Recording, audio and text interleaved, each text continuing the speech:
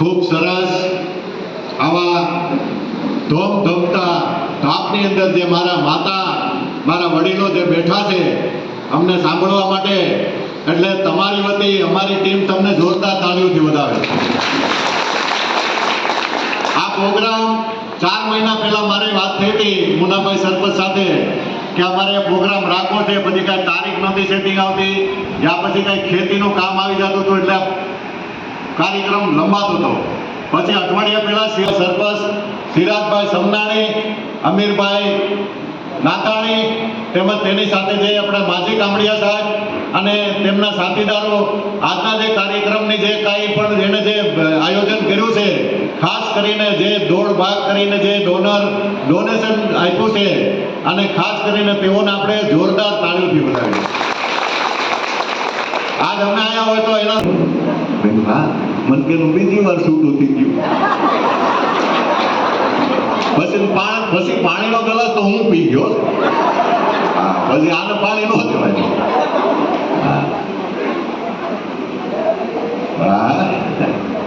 હમણાં એક બાપા કરિયાણાની દુકાને ગયા હતા. બાપા જાય કરિયાણાની દુકાને, વસ્તુ ઘણી બધી લઈ આવ્યા.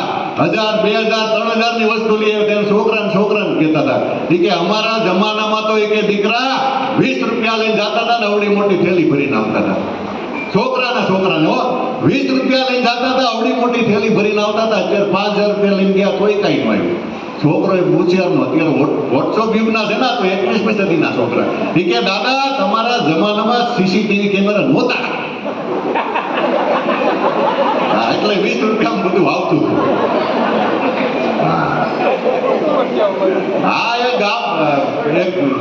દાદા એ ગામડા મુંબઈમાંથી વેકેશન કરવા આવેલા, દીકરાના દીકરો દીકરી આવેલા, એટલે કેડબરી ખાતા હતા છોકરા, અને દાદા એ ખાતા હતા કઈ.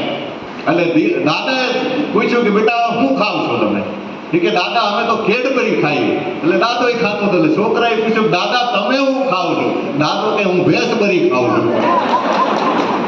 હા, ભેંસની બળી, ભેંસબરી. હમણાં હું મારો ગનો મિત્ર બે જતા હતા, ગનો હું એમાં અમે અમારો મિત્ર રફો મળ્યો, ગનાને ફેરવીને ઝાપડ માર્યો. મેં કીધું એલા રફલા, ગનાને જોરદાર આટલી બધી મારી કા? મન કે આને મને ભૂંડ કીધો તો. મન કે આને મને 6 મહિના પહેલા ભૂંડ કીધો તો. મેં કીધું 6 મહિના કીધું તો અત્યારે હું? મન કે અત્યારે ભૂંડ જોયું તો મને યાદ આવ્યું. 6 મહિના પહેલા એને યાદ કર્યો, અત્યારે મને કે મારો મિત્ર ગનો, મન કે અમીરભાઈ માવાણી તમે કલાકાર છો? મેં કીધું હા. મન કે તમે ગામે ગામ જાતા હોય? મેં કીધું જાતો હોય. મન કે તો મારી હાથું ક્યાંક ઠેકાણું ગોતો. હવે જાણે કેમ ઠેકાણું જોવા થતો હોય કોકનું. હા, મન કે મારી હાથું ક્યાંક કન્યા ધ્યાનમાં રાખજો. મેં કીધું કાંઈ વાંધો નહીં. મને એની ઉપર દયા બહુ આવતી, કારણ કે મારો મિત્ર હતો, મારો જીગરજાન હતો. 42 વર્ષનો મારો જીગરજાન, અને મને દયા તો આવે જ ને. પછી હું ઘણી જગ્યાએ જાતો એટલે મેં કોકને ભલામણ કરી. મેં કીધું ભાઈ મારી ત્યાં 42 વર્ષનો એક ભાઈ છે. એ ભાઈ જ કહેવાય, કે મુરતીય તો ન કહેવાય ને. હા, મુરતીય તો 20, 25, 30 સુધી સારો લાગે. 40, 42, 45 પછી ભાઈ જ થઈ જાય. મેં કીધું 42 વર્ષનો ભાઈ છે. મેં કીધું એની આટલું ક્યાંય છોડી હોય તો કયો? મને બાપા કે મને કે એક જગ્યાએ છે ભાઈ. મને કે હું તને સરનામું આપું તો તારે ને તારા ભાઈબંધને જોઈ આવવાની. મેં કીધું કાંઈ વાંધો નહીં, એમ જોઈ આવી. હવે હું મારો મિત્ર ગનો બસમાં ગયા. હવે ગામનું નામ આપ્યું, સરનામું આપ્યું, એ કાકા પાસે ગયા, અને સરસ મજાની દુકાન હતી મોબાઈલની, અને એમાં કાકાને મળ્યા. મેં કીધું આ મારો મિત્ર ગનો, તમારા ભાઈ બધા ચીઠી લખી દીધી આ ગના માટે. મેં કીધું મુહૂર્ત આપણે કન્યા જોવાની છે. મને કે કાંઈ વાંધો નહીં. ભાઈ ગનાભાઈ શું કરે? મેં કીધું ચાનો બિઝનેસ છે. મને કે ચામાં શું મળે? મેં કીધું ચા વેચતા ઘણા માણસ ક્યાંય ફોગી જાય. મેં કીધું આ કદાચ ક્યાંય ફોગી જાય. હા, તો મને કે વાંધો નહીં, છે દીકરી એ. મેં કીધું કાંઈ વાંધો નહીં. મેં કીધું દાદા દીકરી કેવી છે? મને કે 4G. મેં કીધું દાદા નેટમાં આવે 1G, 2G, 3G, 4G, આ 4G. મને કે ભાઈ 4થી વાર છૂટું થયું છે. મને કે તમારો ભાઈ છે ઈ મેં કીધું ઈ વંશિત છે. હા મેં ગનાને કીધું મેં કીધું હાલશે ગનો મને કે નો હાલે.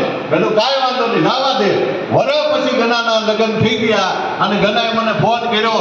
મને કે અમીર હવે મારા હાટું ગોતતો નહીં મારું ગોઠવાઈ ગયું. મેં કીધું મુબારકી ભાઈ. અને મેં કીધું વરસ દીધી મેં કીધું તું મને ફોન નથી કરતો તારું ગોઠવાઈ ગયું. મેં કીધું મારા ભાભી કેવા છે? મને કે 5G. મેં કીધું ઓલા 5G કેમ? મને કે 5 વર્ષ ઊંધું થયું હતું ભાઈ. કઈ તો મેં કીધું 6G થઈ ગયો હવે.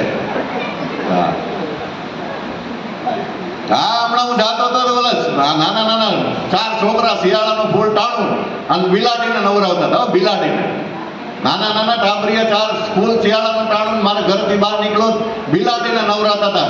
એટલે મેં કીધું છોકરાઓ આ ફૂલ ટાઈટ છે આમાં આપણે નાઈ નથી શકતા બિલાડીને નવરાવું છે. મને કે અંકલ અમે રોજ નવરાવી તમે તમારું કામ કરો. અરે મેં કીધું બેટા મરી જાય ટાઈટના માણા નથી થતા આ બિચારી મીંદડી છે મને કે નો મરે તમારું કામ કરો અમે રોજ નવરાવી. મેં કીધું આની યારે કોણ માથાકૂટ કરે. હું ત્યાંથી વયો ગયો. હા 10 મિનિટ પછી આવ્યો ને તો બિલાડી મરેલી પડીને છોકરા આમ ચારે એક પડીને પાટા. મેં કીધું એલા ના પાડી હતી ને ટાઈટ છે નો નવરાવાય મરી જાય. મને કે અંકલ નવરાવાથી નથી મરી તો મને કે નિચોડવાથી મરી ગઈ. ચારે ભેગે થઈ નિચોડી નાખી બિચારી. હા હમણાં મારી બેબી મને એક વાર કહેતી હતી મને કે પપ્પા મેં કીધું બોલ બેટા મને કે લગ્ન પહેલા જે તમારા જીવનમાં વાવાઝોડા કેવા આવતા હતા લગ્ન પહેલા તમારા જીવનમાં વાવાઝોડા કેવા આવતા હતા. મેં કીધું બેટા જે લગ્ન પછી વાવાઝોડા આવ્યા ને એ વાય કે નહોતા આવતા. હા હકીકતમાં જે અત્યારના જે વાવાઝોડા આવે ભૂકા કાઢ નાખે તાવતે બિફોર જોર ને કેવા વાવાઝોડા આવે. હા જાફરાબાદમાં અમારો પ્રોગ્રામ હું ને રિયાઝભાઈ બધા પ્રોગ્રામ ગયા વાવાઝોડા પછી જ ગયા હતા. એટલે મેં બાપાને પૂછ્યું મેં કીધું બાપા આ જે વાવાઝોડું આવ્યું હતું તાવતે એમાં કઈ તમને નુકસાન? દાદા મળ્યા દાંત કાઢવા. મેં કીધું બાપા તમને કહું છું કે આ વાવાઝોડામાં તમારે કઈ નુકસાન? તો દાદા મળ્યા ખીલી થઈ ગયા દાંત કાઢવા. મેં કીધું દાદા તમને કહું છું આ વાવાઝોડામાં તમારે કઈ નુકસાન? પછી દાદાએ બહુ સરસ મજાની વાત કરી મને કે ભાઈ સાંભળી લે